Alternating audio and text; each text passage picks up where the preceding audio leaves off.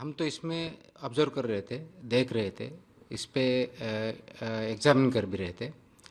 तो देरी हो गई ऐसा बोल सकते हैं, लेकिन देर आए दुरुस्त आए, हम काम कर रहे हैं, उसका इम्पैक्ट होना चाहिए। जो भी ऐसे सरोगेट ऐड या गलत ऐड, मिसलीडिंग ऐड करते हैं, उनके लिए रेगुलेशंस है। Food safety authority of India act 24 के है तहत है, और एडवर्टाइजिंग के और क्लेम्स के भी रेगुलेशन 2018 से है, जो कि इम्प्लीमेंटेशन आए हैं 1 जुलाई 2019 से। तो उसके बाद कोई भी ऐसी गलत ऐड, मिसलीडिंग ऐड, सरगश ऐड नहीं कर सकता है। उसके लिए रेस्ट्रिक्शंस है, प्रोहिबिटेड है, उस पर लीगल कार्रवाई भी हो सकती है। सर फिलहाल उनसे जवाब मांगा गया है, सफाई मांगी गई। अगर संतुष्ट नहीं होता है एफडी उनके जवाबों से, या संतुष्ट नहीं होते जवाब, तो कार्रवाई किस तरीके की हो सकती है? जैसे कि उसमें बताया गया है कि 10 लाख तक जुर्माना पहले स्टेज में होगा, उसके बाद भी नहीं होगा तो उसके ऊपर अपना फसाई एक्ट के तहत वो अनसेफ फूड, क्योंकि हमारा ये आर्टिकल प्रोहिबिटेड आइटम है, और प्रोहिबिटेड आइटम अगर है तो प्रोहिबिटेड आइटम की जो क्लॉजेस है उस हिसाब से उस पर कार्रवाई होगी, और सेक्शन 59 भी उस पर अनसेफ फूड है, इसलिए भी कार्रवाई होगी। सर जो रोड साइड ईटरीज हैं उनको लेकर के तो हम तमाम चीज़ें सोशल मीडिया में भी देखते रहते हैं, मुंबई में भी और महाराष्ट्र के दूसरे हिस्सों में भी। उनकी हाइजीन और क्लीनलीनेस को लेकर के किस तरह का ऑब्जर्वेशन आपका रहा है, और कार्रवाई किस तरीके से आगे चल रही है? कार्रवाई इस पर तो काफ़ी जगह पे चल रही है। वो हमारे चाइनीज़ हो या तुम्हारे जो वड़ा पाव हो या अदर हो, उसमें कार्रवाई चल रही है। उसमें पहला तो एक हमने कि पेपर में उसको सर्व करने का बंद कर दिया, तो उसका काफ़ी इम्पैक्ट हो चुका है। दूसरा हमने ऐसा पाया है कि कई जगह पे हमने इंस्पेक्ट किया तो चाइनीज़ में जो कलर वगैरह आता था वो भी एडिटिव्स कम हो गया है, क्लीनलीनेस बढ़ा है। हालांकि अभी भी बहुत काम करना उसमें बाकी है, और उसमें हमारा काम चल रहा है। लोगों से भी अपील है कि जो अनसैनिटरी कंडीशन है, अगर ऐसे पाते हो आप कंप्लेन कीजिए, और वहाँ खाइए मत। जो अच्छा प्रोडक्ट दे रहा है, जो फूड बना रहे हैं, उसी के यहाँ जो स्टैंडर्ड के हिसाब से हो रहा है, उसी यहाँ पे आप कंज्यूम कीजिएगा। सर मुंबई में कई जगह ऐसी ईटरीज हैं जिनको खाऊ गली कहा जाता है और मुंबई की पहचान भी है। उनकी क्वालिटी और स्टैंडर्ड मेंटेन रहे, हाइजीन मेंटेन रहे, इसके लिए कोई अवेयरनेस मुझे ड्राइव चलाई जाती है? अवेयरनेस ड्राइव तो काफ़ी होते रहते हैं। अभी इस पर हम इंस्पेक्शन भी करेंगे और कार्रवाई भी करेंगे। हाँ सर, जैसे हम मेडिसिन की बात करेंगे तो मेडिसिन में कुछ लोगों के ऊपर जो कार्रवाई हुई है उन्होंने उस पर काउंटर क्लेम्स भी किए हैं कि उनके खिलाफ कार्रवाई बिना उन्हें नोटिस दिए कर दी गई है। तो ये जो आरोप लग रहे हैं, आप क्या बोलते हैं, आफ्टर थॉट है या सही में कुछ चूक हो ना गई ना थी? ना, इसमें we are absolutely as per जो ड्रग्स है, ड्रग एंड कॉस्मेटिक एक्ट, उसके अंदर के 1945 के रूल्स है, उसी हिसाब से कार्रवाई हो रही है। आप जिस बारे में बात कर रहे हैं वो प्रोडक्ट गुजरात का था। एफडीए गुजरात ने वो अप्रूव किया है, नहीं किया। हमने सीज किया था प्रोडक्ट, सीज करके उसका रिकॉल ऑर्डर किया था, वो एज़ पर द रूल्स है। उनको नोटिस भी दी गई थी, ऐसा नहीं कि नोटिस नहीं दिया गया था। हम एफडीए गुजरात से उसका लाइसेंस में क्या था क्या नहीं था ये भी हमने मंगाया है।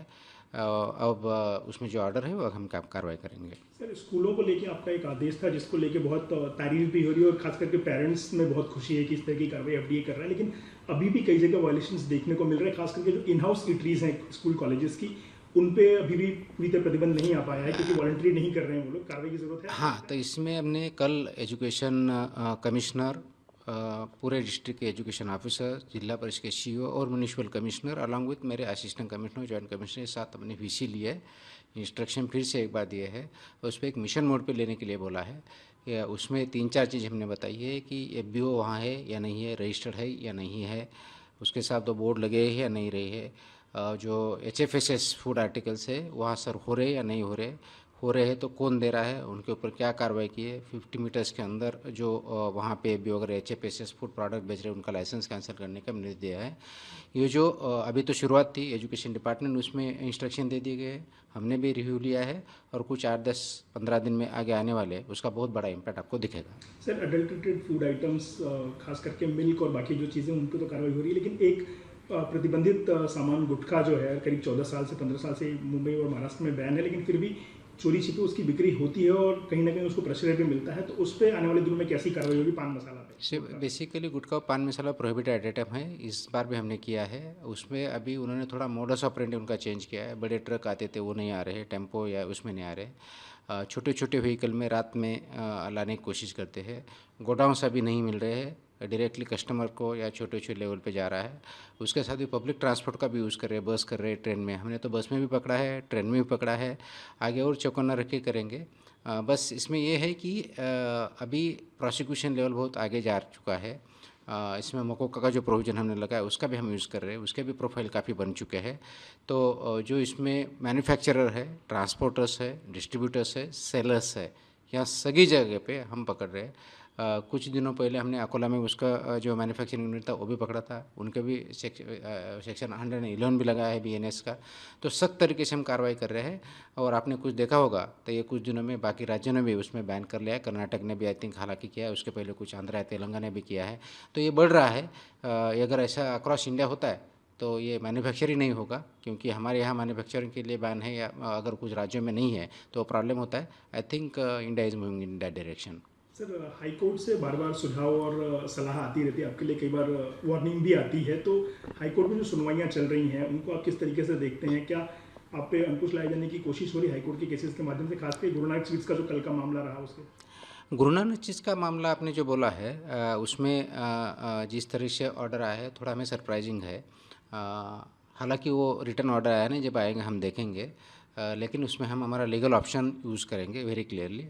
उसमें दो चीज़ें देखने की है कि वो फूड पॉइजनिंग की केस थी, और उसमें जिन्होंने वो स्वीट खाया था वो हॉस्पिटलाइज थे।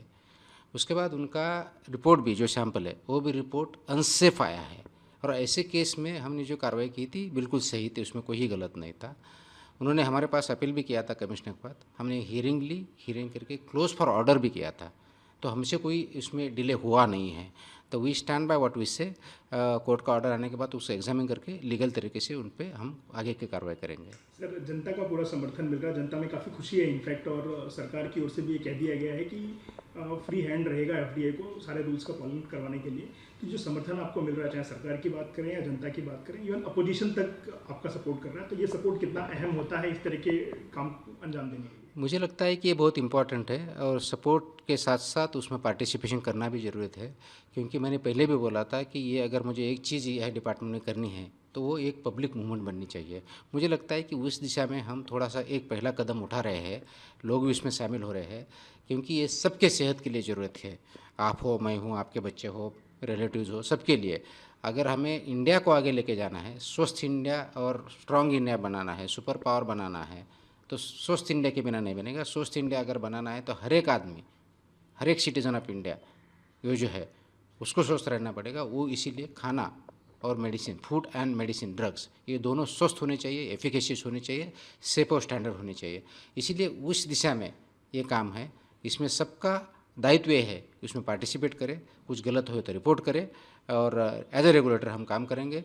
फूड बिजनेस ऑपरेटर हो, एंटरप्राइजेस हो, ड्रग इसमें लाइसेंसेस हो, इन्होंने भी इसका पालन करना चाहिए। अगर ऐसा हम कर पाते हैं, वो जो कि हम करने वाले हैं, तो उसमें मुझे रेगुलेशन एक्शन लेने की ज़रूरत ही नहीं पड़ेगी।